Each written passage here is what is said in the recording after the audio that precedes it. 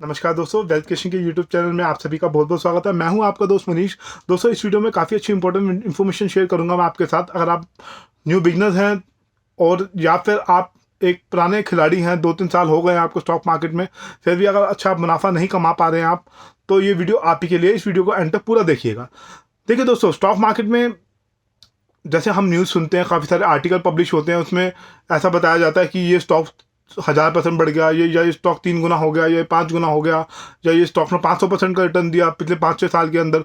तो ये सुन के हमें भी काफ़ी अच्छा इंटरेस्ट होता है हमारे अंदर, क्यों ना हम भी स्टॉक मार्केट में पैसा लगाएं और अच्छा सा रिटर्न कमाएं। मार्केट में ऐसा कोई स्टॉक हम भी पकड़ लें जिससे जिस जिसमें इन्वेस्ट करके हमें काफ़ी अच्छा रिटर्न मिले। ठीक है। और ऐसा स्टॉक ढूंढने के लिए काफ़ी लोग रिसर्च भी करते हैं। और कुछ रिटेल इन्वेस्टर ऐसे होते हैं जो फर्स्ट टाइम मार्केट में कदम रखते हैं, वो शुरुआत करते हैं फ्यूचर ऑप्शन से, F&O से। तो दोस्तों, मुझे कुछ सब्सक्राइबर का मेल आया। उसने मुझे बताया कि उसने 5 लाख रुपए लगाए थे, 5 लाख रुपए फ्यूचर ऑप्शन में के थ्रू शुरुआत की थी। उसके सारे पैसे चले गए, लॉस हो गया उसको पूरा का पूरा। उसकी कैपिटल पूरी उड़ गई, ख़त्म हो गया उसका उसका जो पूरा प्रिंसिपल अमाउंट था, कैपिटल अमाउंट पूरा ख़त्म हो गया। पोर्टफोलियो तो उसका है ही नहीं।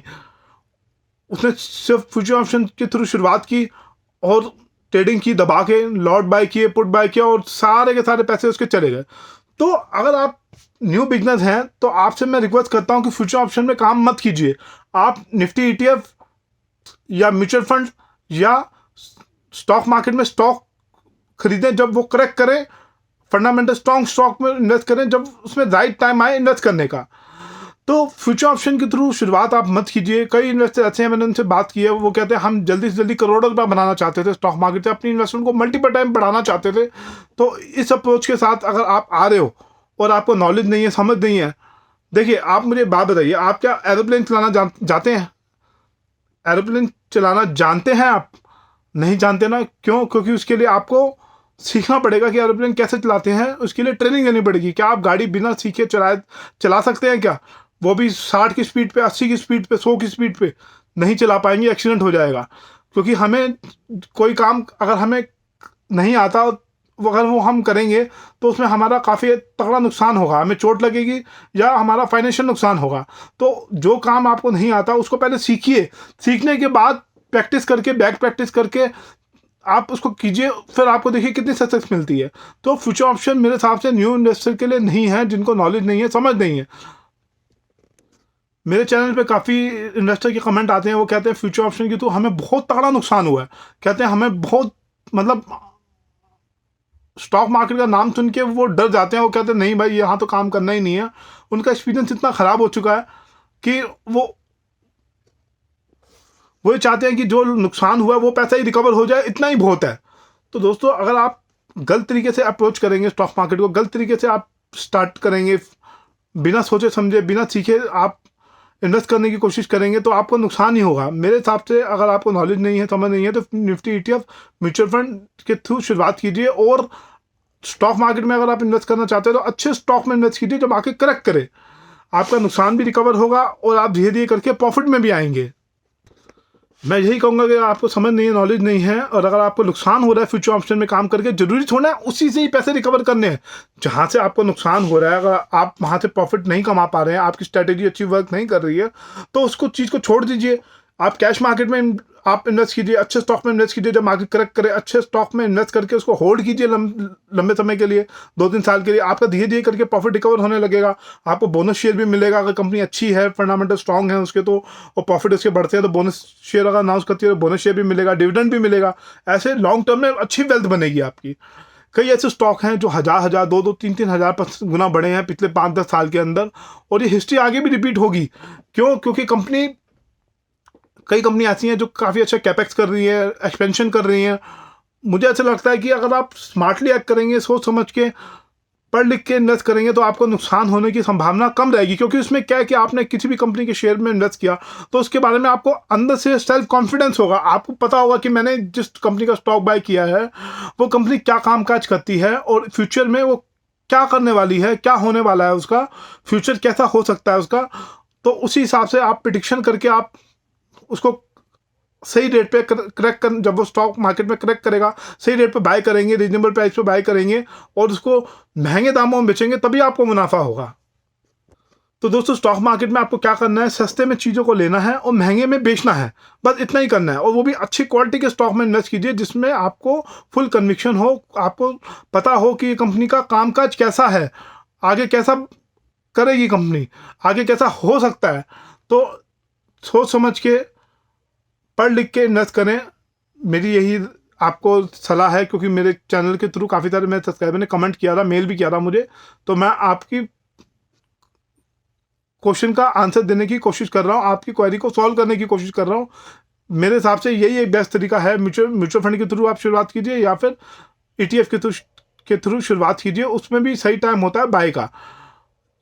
म्यूचुअल फंड में SIP अगर आप करें तो उसका तो हर रेट पे आप बाय करते चले जाने हैं। 2-3 साल के लिए अगर आप SIP कर रहे हैं तो उसमें कोई दिक्कत वाली बात नहीं है, हर रेट पे आप बाय करते चले जाने, धीरे धीरे आपकी एवरेज बन जाएगी।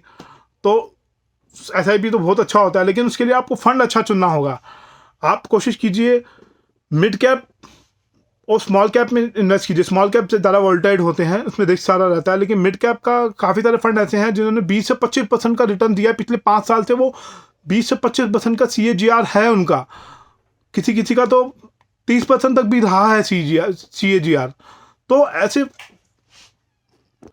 ऐसे अच्छे फंड में आप इन्वेस्ट कीजिए। आप थोड़ा स्टडी कीजिए ज़ीरोधा कॉइन पे या फिर आपका जहाँ भी अकाउंट है वहाँ पे मैं एक्सप्लोर कीजिए थोड़ा सा। आप देखिए वहाँ पे कौन से फंड ऐसे हैं जिन्होंने काफ़ी अच्छा रिटर्न दिया है, जो बड़े ब्रांड हैं, रिप्यूटेड कंपनी हैं और जिनके फंड मैनेजर अच्छे हैं, अच्छी AMC है।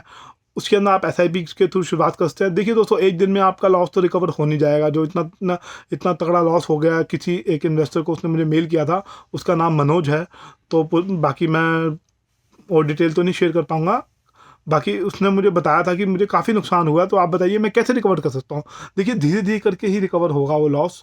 आप SIP कीजिए म्यूचुअल फंड में, अच्छे स्टॉक में इन्वेस्ट कीजिए जब मार्केट क्रैक करे, तो धीरे धीरे करके आपका लॉस रिकवर होना शुरू हो जाएगा।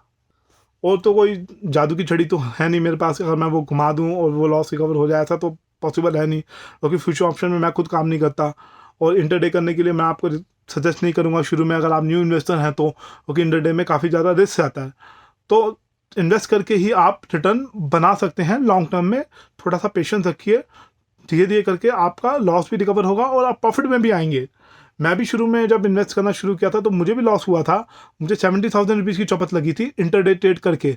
मैंने 1 लाख रुपये लगाया था, उसमें 70,000 रुपये मेरे उड़ गए थे इंटरडे ट्रेडिंग के अंदर। तो वो लॉस मैंने रिकवर करने में मुझे बहुत टाइम लगा। मैंने वो लॉस रिकवर किया, फिर मैं प्रॉफिट में आया। धीरे धीरे करके मुझे और समझ आता गया कि किस तरीके से स्टॉक मार्केट में काम करते हैं। मैंने बुक्स पढ़ी, आर्टिकल पढ़े, मैगजीन पढ़ी, उसके बाद मैं अच्छा खासा प्रॉफिट में आया। आज की डेट में मैं इन्वेस्ट कर रहा हूँ। देखिए दोस्तों, ऐसा नहीं है कि मैं, जो इन्वेस्टर ये कहता है ना उसको लॉस नहीं होता, लॉस सबको होता है, लेकिन ये है कि जो गलतियां होती हैं, गलतियां करके सीखो और वो गलती ना दोहराओ जो आपसे पास में हुई है।